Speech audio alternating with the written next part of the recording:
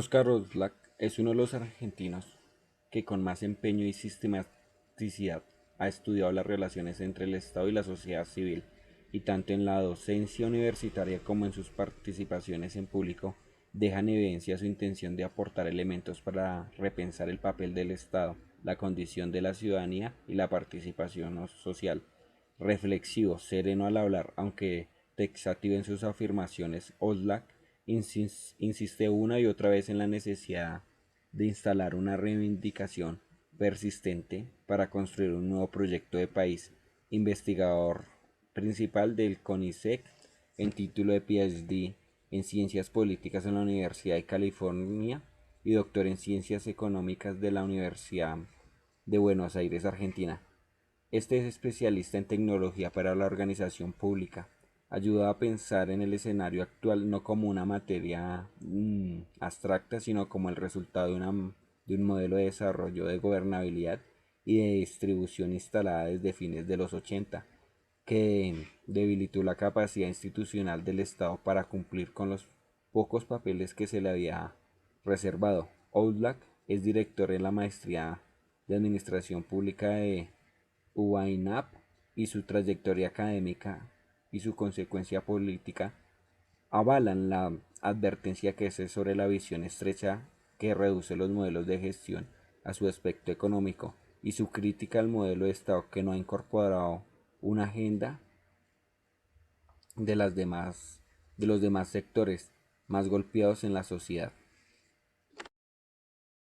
Buenas tardes, mi nombre es Carlos Eduardo Miranda, pertenezco al grupo encargado de la lectura Reflexiones sobre la formación del Estado y la construcción de la sociedad argentina del autor Oxlack. A continuación, mis compañeros y yo vamos a exponer la lectura de manera cronológica. En primer lugar, apartado, realizaré un acercamiento conceptual. Entonces, dando al inicio el presente trabajo, tiene como propósito brindar una visión general del proceso de conformación del Estado Nacional Argentino, partiendo de una revisión histórica consecuente. De acuerdo con el autor, Estado es un aspecto constitutivo del proceso de construcción social. Por esto es que depende de elementos históricos para la construcción, entre los cuales encontramos el desarrollo de las fuerzas productivas, las relaciones de producción, los recursos naturales disponibles, la estructura, las clases de relación de la sociedad del exterior. No obstante, la conformación del Estado no depende únicamente de los elementos mencionados anteriormente, sino que a su vez este implica la conformidad de una instancia política encargada de articular la dominación del poder y el ejercicio de la dominación política. Y entonces que tanto la instancia política como la dominación política conforman la institucionalidad del Estado. Teniendo en cuenta lo anterior, digamos entonces que la existencia del Estado se verifica a través de la estatuidad como la condición de ser del Estado. Para que esta condición se cumpla es necesario el cumplimiento de los siguientes requisitos: el surgimiento de una instancia de organización del poder, el ejercicio de la organización política, la capacidad del Estado de externalizar el poder, teniendo la unidad soberana dentro del entramado de la institucionalidad. Asimismo, la capacidad de institucionalizar su autoridad a través de la imposición de una estructura de relaciones del poder, que garantice su monopolio sobre los medios organizados de coerción. Digamos que de igual manera es necesaria la capacidad de diferenciar su control, permitiendo la extracción de los recursos y cierto grado de profesionalización de sus funciones. Y por último, se hace necesaria la capacidad de analizar una entidad colectiva mediante la emisión simbólica que refuerza los seguimientos de la solidaridad social, permitiendo el control ideológico como mecanismo de dominación. En ese sentido, los atributos ya mencionados le son propios a un Estado nacional como elementos que permiten el proceso de determinación de una esfera estatal para llegar a conformar así un futuro de la esfera social. Mi nombre es Marisa Villamizar, soy integrante del grupo. A continuación voy a exponer acerca del marco histórico en el que se desenvolvió la conformación del Estado argentino. Entonces, retomando con lo expuesto por el autor, debemos tener en cuenta que la constitución de un Estado nacional es el producto de una lucha constante entre los modelos institucionales y las ideas sobre orden político que varios partidarios consideran idóneas para la conformación de la vida social.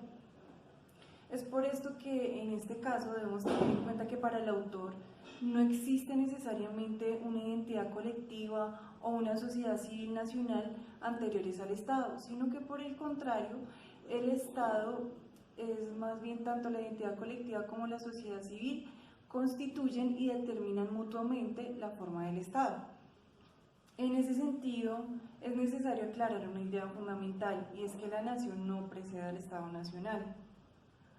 Esto, digamos, que es lo que permite afirmar a Osla que el Estado no fue un resultado inmediato de la revolución emancipadora, tampoco lo fue la nación. Digamos que tal como advierte el autor en su texto, en el caso argentino no existe históricamente una figura que uniese en una identidad común o en una conciencia de un origen como elemento que permitiese la unidad nacional ni la unidad política. Más bien existieron elementos como el origen, el idioma, diversas formas de producción y distintos niveles de ingresos, entre otros elementos. Sin embargo, estos no fueron lo suficientemente fuertes como para permitir la unión o la conformación del Estado-Nación. Más bien como que de hecho existían innumerables diferencias entre las provincias, que parecía que lo único que lograrían sería la división. No obstante, digamos que ocurrió una eventualidad, y esta fue que las provincias terminaron cediendo ante el poder creciente de Buenos Aires. Esto debido a que se dieron cuenta que esta provincia era la única manera de no caer en la ruina y en el aislamiento. Buenos Aires, que siempre resultaba ser muy atractiva y conveniente en que el horizonte de miseria y atraso que la mayoría de provincias tenían, fue en ese sentido el poder y la hegemonía que contemplaban a nivel nacional. Entonces, digamos que la débil posición del resto de las provincias les obligó a entender que la única manera de progresar era ingresando al círculo económico que controlaba Buenos Aires a través de su puerto. Una vez expuesto a esto, el autor propone una cuestión fundamental, y es que, digamos que la posibilidad de la unidad nacional se da recién cuando aparecen las condiciones materiales para la formación de una economía de mercado, de las cuales las provincias en este caso no querían o no podían quedar aisladas, y de la que Buenos Aires gozaba el monopolio. Asimismo, podemos afirmar que la necesidad de consolidar un mercado interno para participar del mercado internacional fue la clave para que se llegara finalmente a la construcción de un Estado nacional. Haciendo entonces un recuento histórico, el autor encuentra que el estado de las cosas antes de 1862, derivado de 50 años de guerra civil y de tensión, no permitió el desarrollo de las fuerzas productivas necesarias para que, digamos, la región se integrara a la nueva división de trabajo internacional. Esto fue posible únicamente a través de que las nuevas exigencias de ese nuevo mercado, el de Buenos Aires, después de la segunda revolución industrial, comenzaran a movilizar intereses y eran el empujón final para que los próceres al fin lograran crear la constitución de una unidad política económica nacional. No obstante, se dieron elementos históricos como el aislamiento de los mercados regionales, el atraso de los medios de producción, de comunicación, la escasez de población, la inexistencia, digamos, de una unidad monetaria y la consecuente anarquía de los medios de pago, junto con la inestabilidad financiera y sobre todo las faltas de garantía sobre la propiedad, digamos que desalentaron completamente la iniciativa de inversión privada. Y lo que pasó fue que apartaron la región argentina del proceso del nuevo sistema productivo mundial. En este caso, dada la situación, fue necesaria la imposición de una nueva forma de organización social que permitiese el desarrollo de las fuerzas productivas adecuadas a este modelo económico mundial y que le permitiera a su vez a la región integrarse en el mercado internacional. Digamos que es entonces que esto solo fue posible a través de la unificación de diferentes autonomías bajo un Estado nacional, como un nuevo elemento articulador de la sociedad civil. Digamos que hecho esto se resolvió el problema del orden y el camino al progreso fue posible. Esto permitió obtener la confianza del capital extranjero para invertir en el país y además permitió la llegada de inmigrantes. Estos factores, digamos, fueron los que dieron el progreso que anteriormente parecía imposible.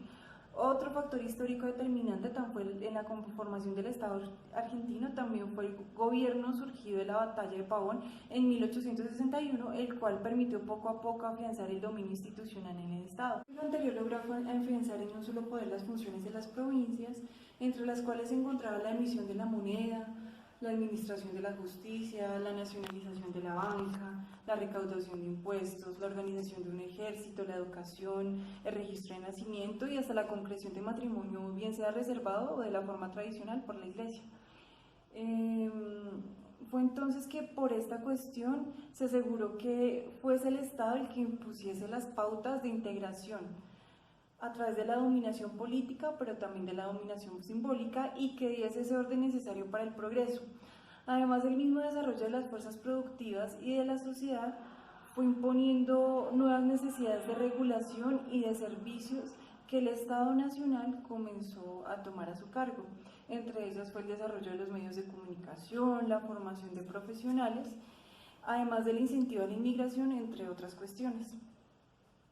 Sin embargo, el autor contempló que esta nueva forma de organización social y de ejercicio del poder cambió significativamente las formas tradicionales de vida.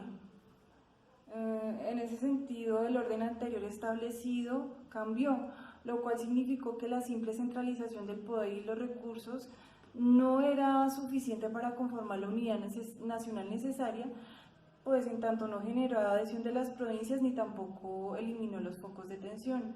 Entonces, Osla contempla que la centralización del poder llevada adelante por el nuevo Estado solo pudo ser exitosa cuando tuvo éxito la descentralización del control. Es decir, cuando logró construir el consenso necesario entre las provincias para ejercer su dominación, además cuando logró tener una penetración en la sociedad como presencia institucional permanente que legitimaba su poder. Para ello tuvo que tener una penetración represiva, cooptativa, material e ideológica. Conclusiones de Ogla. Es importante rescatar lo que menciona mi compañera y resaltar que el proceso de construcción social y aparato constitucional analíticamente tiene 4 propiedades. La primera es la capacidad de externalizar el poder obteniendo su reconocimiento. La segunda, institucionalizar su autoridad imponiendo una estructura de relaciones de poder sobre los medios ya organizados. La tercera, diferenciar su control a través de la creación de un conjunto de instituciones públicas con legitimidad para extraer establemente los recursos de la sociedad. La cuarta, internalizar una actividad colectiva con símbolos de control ideológico.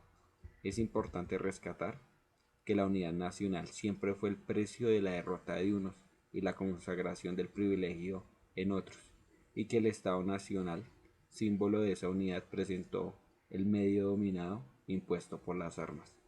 Muchas gracias, que pasen buena noche.